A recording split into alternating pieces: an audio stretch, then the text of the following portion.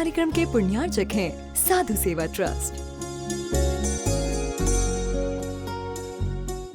सभी गुरु भक्तों का एक ही प्रण, साधु सेवा और समर्पण।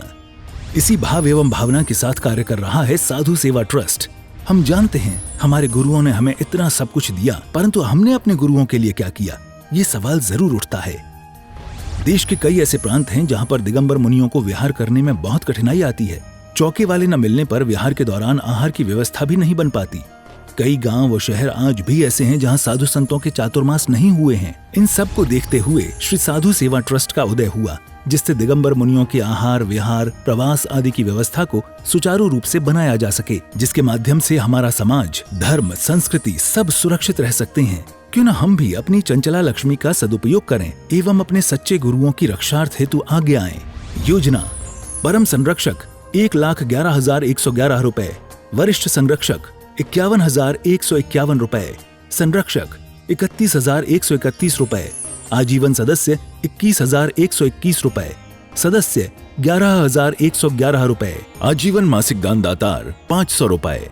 खाता विवरण: account name VVSP Sadhu Seva trust, bank name HDFC bank limited, account number 50200073358170, IFSC code HDFC 0001273, trust PAN card AADTV 8567E, mail ID vvspsadhusevatrust@gmail.com।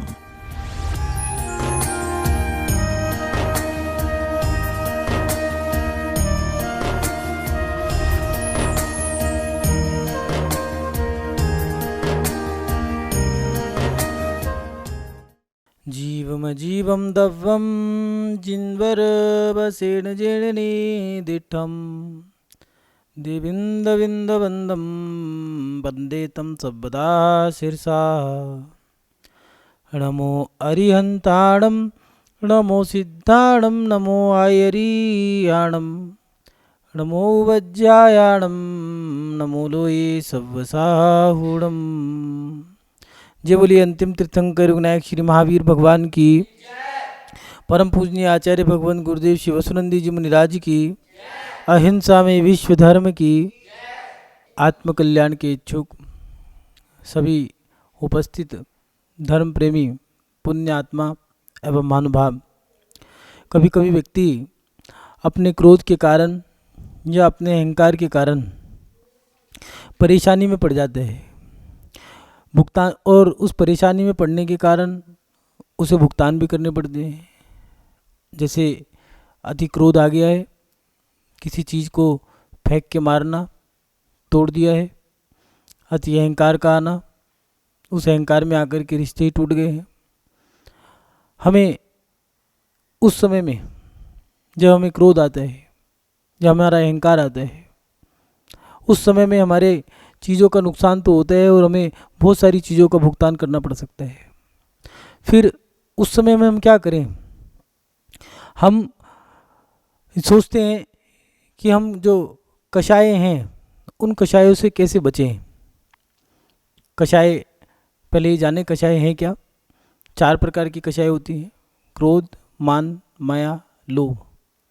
जब ये कषाय हमें आ जाती हैं, हमारे पास आ जाती हैं, हमें कस लेती हैं, तब हम इसके बस में हो जाते हैं, इसके चंगुल में हो जाते हैं और हम बस गुस्सा आ गया है तो या तो सामने कोई भी हो, चाहे हमारी पत्नी हो, चाहे हमारे बच्चे हो, हमने गुस्सा कर दिया है। हम अगर छोटा व्यक्ति है तो हम उस पर हाथ भी उठा सकते हैं, बड़ा व्यक्ति है हाथ तो नहीं उठा सकते, करें क्या? चीज़ तोड़ सकते हैं, फेंक के मारना चीज़ों का। इन सब के कारण हम परेशान रहते हैं और उस समय हम सोचते हैं कि हम इन कषायों से कैसे बचें। तो महानुभाव, ये कषाय बहुत बड़ी है, बहुत बुरी है, छोटी मोटी कषाय नहीं है।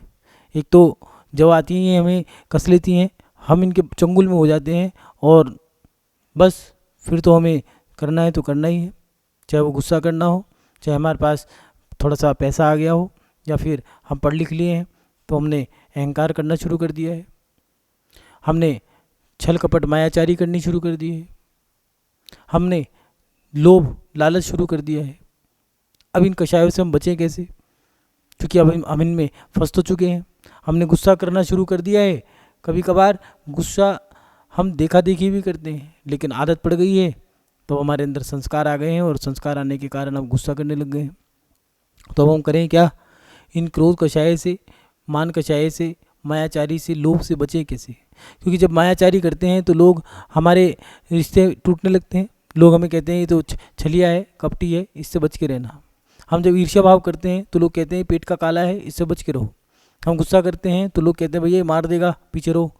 हम अहंकार करते हैं तो लोग कहते हैं भैया इससे सावधान रहो, ये तो अहंकारी व्यक्ति है, इसके पास तो बैठने में अच्छा नहीं लगता है। कभी कभार तो ऐसा होता है, मंदिर में हम पूजा करने गए हैं और बैठे हैं, बड़े अच्छे से पूजा कर रहे हैं, और वो व्यक्ति जो अहंकारी है या फिर क्रोध करने वाला है वो हमारे पास आके बैठ जाए तो अब तो मन नहीं लग रहा है, पूजा में भाव ही नहीं लग रहे हैं, बस जी कर रहा है या तो ये उठ के चला जाए, नहीं तो बस हम उठ के जाएं और जल्दी जल्दी पूजा करिए और वहाँ से उठ के निकल लिए। हाँ, कुछ लोग तो मंदिर में डरते हैं। धर्म के क्षेत्रों में कई लोगों से डर लगता है, कहीं ये व्यक्ति, इसको देखते के साथ ही डर लग रहा है कि ये डांट ना दे, बोलेगा तो गुस्से से बोलेगा, प्यार तो उसके अंदर है ही नहीं है, वात्सल्य है ही नहीं है, प्रेम नहीं है। फिर ऐसा नहीं है, आप वो भी व्यक्ति अपने आप से परेशान है जो गुस्सा करता है, क्रोध करता है और कषायों में जकड़ा हुआ है, चाहे क्रोध कषाय हो, अहंकार हो, मान मायाचारी लोभ कषाय जो है उसके अंदर हैं, तो वो भी परेशान है। लोभी व्यक्ति हाथ का कंजूस मिलेगा, बिच्छू, खर्च नहीं कर पाएगा, वो अपने आप से परेशान है कि मैं चाह करके भी, पैसा तो बहुत है लेकिन खर्च नहीं कर पा रहा हूँ। चाहे वो अपनी पत्नी हो, चाहे अपने बच्चे हो, चाहे अपना परिवार हो, चाहे अपना साथी ही क्यों ना हो, लेकिन उसको दे नहीं सकता है। वो मर जाएगा, कुंडली मार के बैठा रहेगा सांप की तरह, लेकिन देगा नहीं। इसलिए उस समय करें क्या? कषाय से कैसे बचें? तो महानुभाव 4 कषाय हैं, क्रोध, मान, माया, लोभ। इन कषायों से बचने के लिए सबसे पहले जो कषाय दी है वो क्रोध कषाय है, बड़ी भयानक कषाय है। इससे बचने का उपाय क्या है? तो आचार्य भगवंतों ने एक चीज़ दी है, द्रव्य छेद काल भाव। जब आपको गुस्सा आ रहा हो तो आप अपना स्थान बदल सकते हो। जिस व्यक्ति को गुस्सा आ रहा है, आपको थोड़ी ना आ रहा है, उसको आ रहा है, ठीक है, आप दूसरे कमरे में चले जाओ। अगर आपको आ रहा है तो ठीक है, आप अपने व्यक्ति चेंज कर दो। हम अपने गुस्से को कंट्रोल करने के लिए ये कुछ उपाय हैं। आप सामने वाले व्यक्ति को बदल सकते हो, स्वयं को बदल सकते हो, स्थान बदल दो, अपने परिणाम बदल दो। भैया एक काम करो, अभी चर्चा नहीं करें, थोड़ी देर बाद चर्चा करेंगे। क्यों? भैया मुझे इस बात पे गुस्सा आ सकता है, थोड़ी देर बाद चर्चा करेंगे। या फिर एक काम करो, तुम ये बात मेरे से ना कह के तुम उससे जाके कह दो तो ठीक रहेगा। मम्मी से बात कर लो, पापा से बात कर लो, भाई से बात कर लो, या मेरे पति से बात कर लो, मेरे बच्चों से बात कर लो। भैया इस बारे में मुझसे मत बात करो। क्यों? क्योंकि मुझे इस बात में चर्चा करने के बाद गुस्सा आता है। तो इसलिए आप या तो व्यक्ति बदल सकते हो, समय बदल दो। एक काम करो, सुबह नहीं तो शाम को चर्चा करेंगे इस टॉपिक पे। तो आपने समय बदल दिया है तो उससे आपका गुस्सा रुक सकता है। क्षेत्र बदल दो, कमरा, इस कमरे से निकल के दूसरे में चले जाओ, ऊपर से नीचे चले जाओ, नीचे से छत पे चले जाओ। कुछ लोग होते हैं, पहले बुजुर्ग हुआ करते थे, पत्नी चिल्ला रही है, भोजन पानी किया, खाना पीना खा पी करके थाली से उठ गए और सीधा जूते पहने, छाता लिया और चल दिए घर से बाहर। वो पूछ रहे कहाँ जा रहे हो? काम है जरा। अब कहाँ गए? सुबह, दोपहर, शाम निकल गई, रात निकल गई, 1-2 दिन बाद अब लौट के आए, जब गुस्सा शांत हो जाएगा। कहाँ थे? दोस्त के यहाँ चला गया था, मन लग गया था, बस वहाँ पर रहते थे। तो इसलिए ये चीज़ें हमें ध्यान रखनी है कि द्रव्य, क्षेत्र, काल, भाव, इन चारों को बदलने से हमारा गुस्सा शांत हो सकता है। इसके साथ साथ क्षमा भाव, हमारे अंदर क्षमा भाव कितना है? जितना आप सामने वाले को क्षमा करते जाओगे उतना उतना आपका गुस्सा शांत होगा। और उसके साथ साथ क्रोध को कम करने की कोशिश करें। जो क्रोध के जो पॉइंट हैं, जिन कारणों से आपको क्रोध आ रहा है, उनको आप निगलेक्ट करें, उनको आप कोशिश ये करें कि उनके बारे में सोचें भी कम, विचार कम करें। क्योंकि उससे अगर आप सोच विचार ज़्यादा करोगे तो फिर आपको गुस्सा ज़्यादा आएगा। ज़्यादा एक ही चीज़ पर बुरा फोकस मत डालो, ज़्यादा बुरा चिंतन मत करो एक चीज़ पर। ठीक है, सामने वाले ने कुछ कह दिया है, 2 चीज़ें हैं, छोटे ने कुछ कह दिया है तो उसे छोटा समझ के माफ़ कर दो, और अगर बड़े ने कुछ कहा है तो बड़ा समझ करके उसे सहन कर लो, और हो गया आपका कल्याण। तो इतना सा तो संतुलन बनाना है। इसलिए क्रोध जब भी आए तो क्रोध को पीना सीखो। किसी ने लिखा है, जिसने क्रोध पीना सीख लिया उसने जीना सीख लिया। इसलिए ये चीज़ करना जब सीख जाओगे, आप अपना गुस्सा पीना सीख जाओ, सहन करना सीख जाओ, तो उसी समय आपका क्रोध शांत हो जाएगा। थोड़ा सा अपनी सहन शक्ति भी बढ़ाओ। जरा सी किसी ने कुछ बात कही नहीं, आपको गुस्सा आ गया। इसलिए क्रोध को अगर जीतना है तो क्रोध कषाय को जीतने के लिए द्रव्य, क्षेत्र, काल और भाव या व्यक्ति, जहाँ पर आप खड़े हो, स्थान, समय, नहीं तो अपने परिणामों को बदल करके आप गुस्से भी, क्रोध भी विजय प्राप्त कर सकते हो। उसके बाद दूसरी कषाय आती है मान कषाय। ये मान कषाय मीठा बदमाश है। जैसे हमारे पास जब हम पे कुछ नहीं था तो हम बहुत सरल थे, लेकिन जब हम पे पैसा आ गया, धन दौलत आ गई, या हम पे त्याग आ गया, या हमने नियम व्रत उपवास कर लिए हैं, थोड़े नियम ले लिए हैं, तो हम पे कितना कैसा अहंकार है, और हम किसी से बोलते भी नहीं हैं। जब हम कुछ नहीं थे, मंदिर में हम कुछ भी नहीं थे, कोई हमें जानता नहीं था, तब हम मंदिर के बाहर जूते चप्पल भी उठा के रख दिया करते थे। लोगों के बाहर जो पड़े रहते हैं जूते चप्पल, उनको उठा के साइड में कर दिया करते थे। और जब मंदिर के अध्यक्ष बन गए हो, तो मंदिर के मंत्री बन गए हैं, या फिर मंदिर के धर्मात्मा बन गए हैं, समाज के अंदर हमारी एक धर्मात्मा की गुडविल है, आ गए, ओह आ गए 32 उपवास वाले, आ गए धर्मात्मा, आ गए प्रतिमाधारी, आ गए ब्रह्मचारी, उस समय आप जो बाहर चप्पल पड़ी है उसको उठा के नहीं रखोगे। क्यों? किसने उठाने से मना किया है? आपके अहंकार ने। आपके अहंकार ने आपको वो क्रिया करने से मना कर दिया है। इसलिए इस अहंकार से कैसे बचें? तो अहंकार से बचने का उपाय है सरलता। जितने सरल बनोगे उतना आप अहंकार को बचा पाओगे। जब अहंकार आता है तो अहंकार हमारे रिश्तों को तोड़ देता है। कुछ लोग अहंकारी व्यक्ति के घर में जाना पसंद नहीं करते।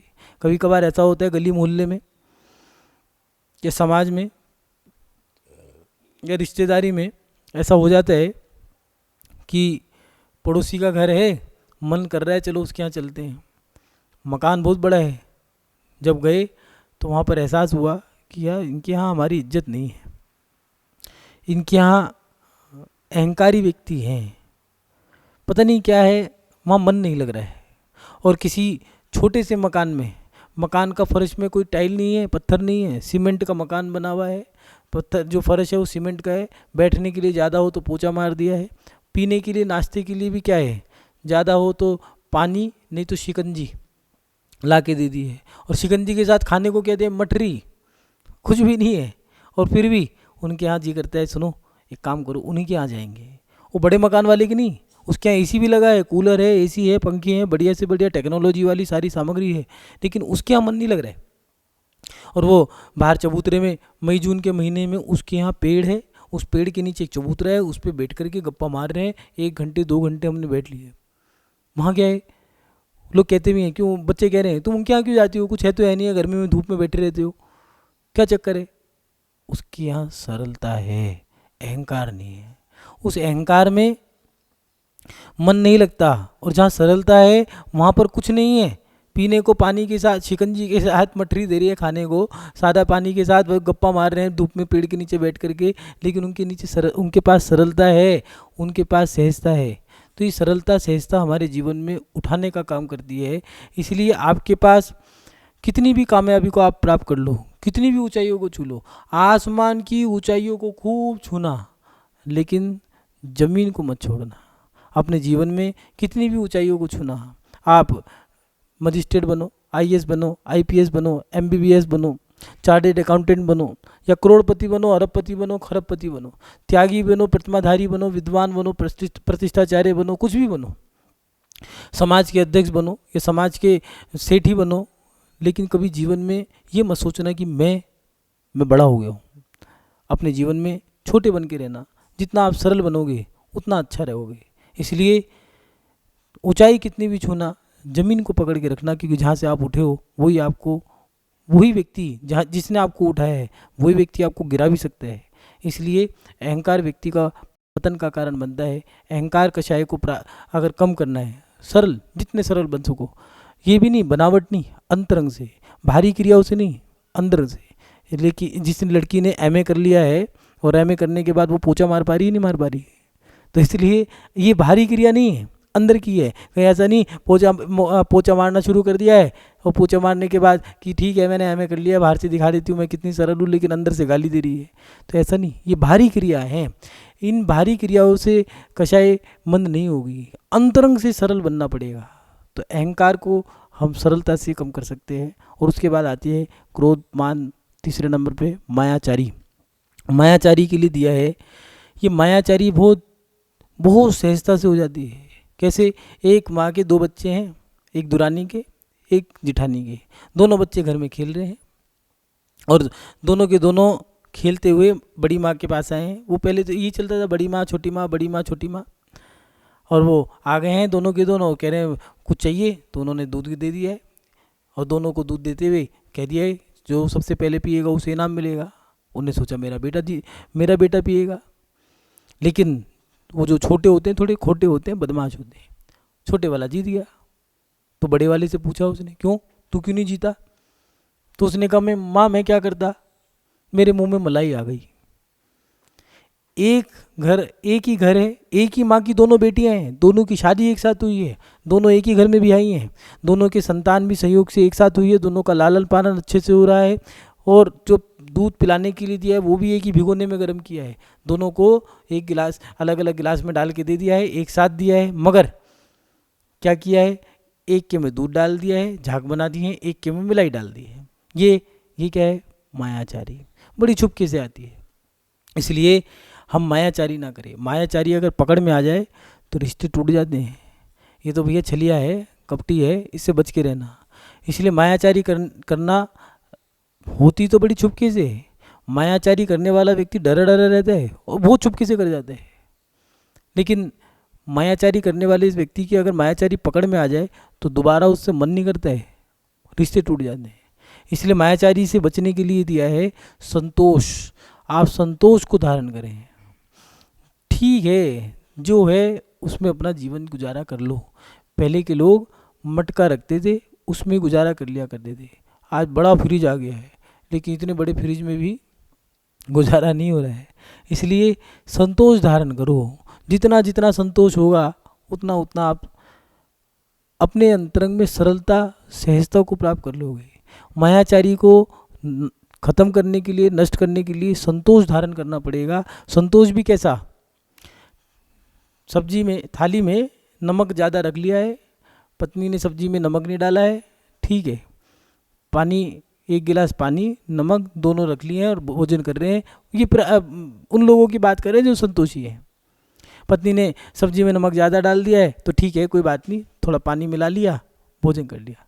नमक कम है तो नमक रखा था, ज़्यादा डाल लिया, कोई लड़ाई नहीं, कोई झगड़ा नहीं। और आज हम सब कुछ होने के बाद भी परेशान हैं। क्यों? क्योंकि संतोष नहीं है। कबर्ड भरी है कपड़ों की, लेकिन इच्छाएं समाप्त नहीं हो रही है। हमें ये खरीदना है, वो खरीदना है। अगर हम कपड़ों की जो अलमारी है उसको खाली करके उसको तरीके से लगाने लग जाएं तो पूरा दिन ख़त्म हो जाता है हमारा। थोड़ा बहुत समय बचता है, बस पूरा दिन उसी कबर्ड को खाली करने में, सही करने में लग जाता है। क्यों? क्योंकि हमारे अंतरंग में जो ईर्ष्या भाव है, दिखाने के लिए कि मैं उसको दिखाऊं, अच्छे से अच्छा पहन के दिखाऊं, अच्छे से अच्छा करके दिखाऊं, उसके कारण हम परेशान हैं। और हमारा जो संतोष अगर हमें मिल जाए तो ठीक है। पहले के व्यक्ति को भी देख लो, 5-6 जोड़ी कपड़े हुआ करते थे, पूरा जीवन उसमें गुजार दिया करते थे। 6 जोड़ी एक से सफ़ेद रंग के कपड़े पहन लिए, या क्रीम कलर के कुर्ते पजामे, या धोती कुर्ता, या सफ़ेद कुर्ता पजामा, बस इसी में अपना जीवन गुजार लिया करते। संतोष था। शादी हो तब भी, घर में रहने तब भी वही कपड़े पहन के चले गए हैं। वो उनसे पूछते थे भैया कुछ बढ़िया से पहन के आते, कहते थे कपड़ों से रिश्तेदारी थोड़ी ना है, रिश्तेदारी तो मुझसे है, इससे कोई लेन देन थोड़ी ना है। गंदे कपड़े तब भी चले गए। और आज लोगों की रिश्तेदारियाँ लगता है कपड़ों से हो गई हैं, सामग्री से हो गई हैं। कितनी बड़ी गाड़ी है, जितनी बड़ी गाड़ी है, जितना बड़ा मकान है, उतना अच्छा व्यक्ति, चाहे उसके अंदर गुण हो या ना हो। और पहले लोग आदमी की सूरत देखते थे, सीरत देखते थे, उसके कपड़े नहीं देखते थे, देखते थे कि व्यक्ति कैसा है, अंदर से अच्छा है या नहीं है। इसलिए अगर मायाचारी को कम करना है तो संतोष धारण करो। और अंतिम कषाय जो दी है वो है लोभ कषाय। मायाचारी मायाचारी के लिए अपने जीवन में हमें क्रोध के लिए द्रव्य छेद काल भाव को बदल के देखें, और उसके साथ साथ मान के लिए हम अपने जीवन में छोटे बड़े सभी के प्रति विनय भाव रखें। और लोभ कषाय जो है हम मायाचारी की जो कषाय है सरलता के साथ, इसके माध्यम से हम लोभ कषाय को जीत सकते हैं। और लोभ कषाय के बाद मायाचारी का लोभ के बाद लोभ जो आता है, उस लोभ कषाय में हमें संतोष धारण करना है। हमें अपने जीवन में सरलता के माध्यम से इन दो कषायों पर विजय प्राप्त कर सकते हैं। सरलता और संतोष, इनके माध्यम से हम मायाचारी और लोभ कषाय इस पर विजय प्राप्त कर सकते हैं। महानुभाव, कषायों को जितनी आप जीतने की कोशिश करोगे उतना आप कषायों को जीत लोगे। और ये भी याद रखना, अगर कषायों पे आपने कषायों की पूर्ति की है तो उतना आप कषायों में फंसते चले जाओगे। ये नियम है, कषायों की जितनी पूर्ति करोगे उतना आप दुखी होगे। पैसा धन दौलत होने के बाद भी चक्रवर्ती 6 खंड का राज्य प्राप्त कर लिया, फिर भी कोई अहंकार नहीं है।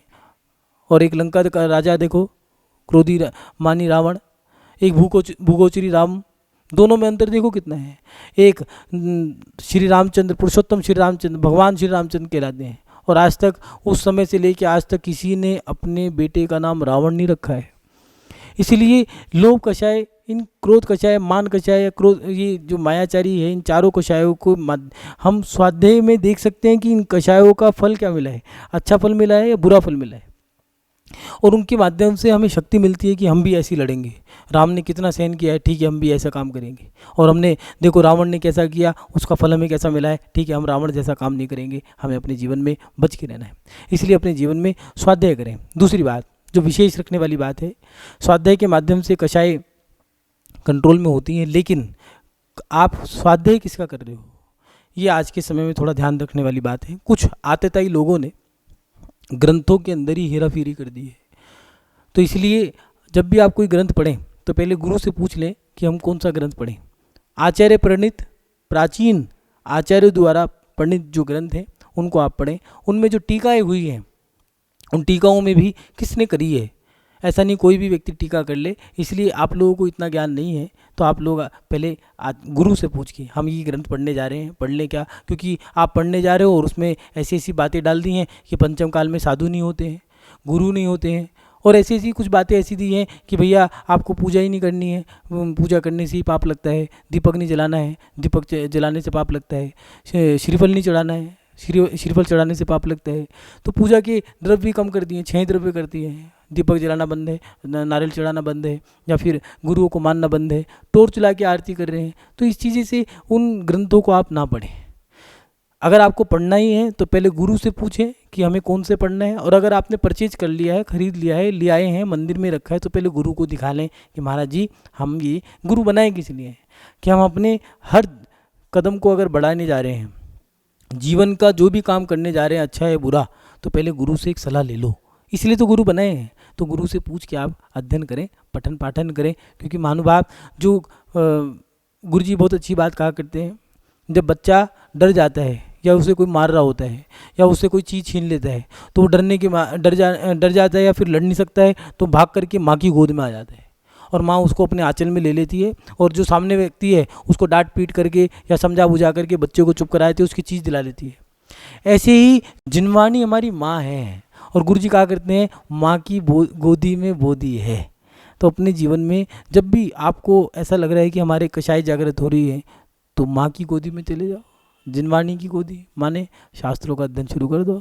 आपका तत्व चिंतन, आपका साध्यों का जो आपने ग्रंथों का जो अध्ययन किया है, जो स्वाध्याय किया है, स्वाध्याय माने अपनी आत्मा के लिए जो आपने अध्ययन किया है, उससे आपके अंदर ऐसी एक क्लोरोफाई, माने कि आप बिल्कुल शुद्ध होते जा रहे हो। धीरे धीरे आपके विकार कम होते जा रहे हैं, आपकी कषाय मंद होती जा रही है, आप परिवर्तन आ गया है भोजन पानी में, खाने पीने में, उठने बैठने में, बोलने चालने में, यहाँ तक कि कपड़ों के पहनने में भी अंतर आ गया है। ये भी याद रखना, जैसी जैसी कषाय होंगी, क्रोध गुस्सा करने वाले का देखना, खाने का गरम गरम खाना खाएगा, मिर्च तेज खाएगा, और उसको कपड़े भी उसके टाइट होंगे, कलर भी उसके गहरे लाल काला ऐसे ऐसे गलत चटक कलर उसके होंगे। और जो सरल होगा देखना, कुर्ता पजामा होगा, ढीले ढीले कपड़े होंगे, खाने में भी जो दे दिया वो ठीक है, नमक भी कम होगा, मसाले भी कम होंगे, गुस्सा ही नहीं आ रहा है। ये इसलिए थोड़ा सा अपने आप को स्वाध्याय के माध्यम से परिवर्तन करने की कोशिश करें। महानुभाव, हम अपने जीवन में कषायों को कैसे कम करें? तो कषायों को कम करने का एक ही उपाय है, स्वाध्याय। और अगर स्वाध्याय नहीं कर सकते, आप अनपढ़ हैं या नहीं पढ़ पा रहे हैं या नहीं पढ़ सकते हैं या पता ही नहीं है स्वाध्याय क्या करना है, तो स्वाध्याय करते समय आप लोग ये भी ध्यान रखें, प्रथमान योग, चरणान योग, ये 2 ग्रंथ आप लोगों के लिए दिए हैं। प्रथमान योग में कहानी किस्से हैं, चरणान योग में आपकी चर्या है। जैसी कहानी किस्से पढ़ोगे आप, आपका वैराग बढ़ेगा, वैराग बढ़ते के साथ ही चर्या करने का मन करेगा। प्रथमान योग के बाद चरणान योग आप पढ़ लो, आपकी चर्या अच्छी हो जाएगी। ये 2 ग्रंथ पढ़ें। आज के समय में कुछ लोग साधुओं के ग्रंथ पढ़ने लग गए हैं, जैसे मूलाचार, भगवती आराधना, इसके साथ साथ मरण कंडिका, समय सार, नियम सार, निश्चयवादी ग्रंथ, उनसे आपका लाभ नहीं होगा, क्योंकि आप क्रियात्मक जीवन को जीने वाले लोग हैं। और आप क्रिया का लोप कर दोगे तो धीरे धीरे आप निश्चय में जाने से आपकी क्रिया खत्म हो जाएगी, व्यवहार खत्म हो जाएंगे, तो रिश्ते खत्म हो जाएंगे। रिश्ते हमें खत्म नहीं करने हैं, धीरे धीरे रिश्तों से हमें पीछे हटना है, बंद नहीं, खत्म नहीं करने हैं। नष्ट करना वो तो बैर मूल लेना है, धीरे धीरे उनसे हमें अपने पीछे पीछे आना है। इसलिए जो स्वाध्याय है, गृहस्थों के लिए 2 प्रकार का स्वाध्याय दिया है, प्रथमान योग, चरणान योग। कुछ लोग मूलाचार, भगवती आराधना, मरण कंडिका, समय सार, प्रवचन सार या फिर 84 पहाड़ों का अध्ययन करने लगते हैं, तो वो निश्चयवादी बन जाते हैं। बस आत्मा, हाथ पे हाथ रख के बस आत्मा आत्मा आत्मा आत्मा। तो भैया आत्मा आत्मा रोटी क्यों खाते हो? शादी ब्याह में क्यों जाते हो? बाजार में क्यों जाते हो? जब मन करा बाजार चले गए, जब मन करा बाकी तो फिर आत्मा आत्मा। पता नहीं कितने लोग परेशान हैं, उनकी पत्नियां भी उनसे दुखी हैं।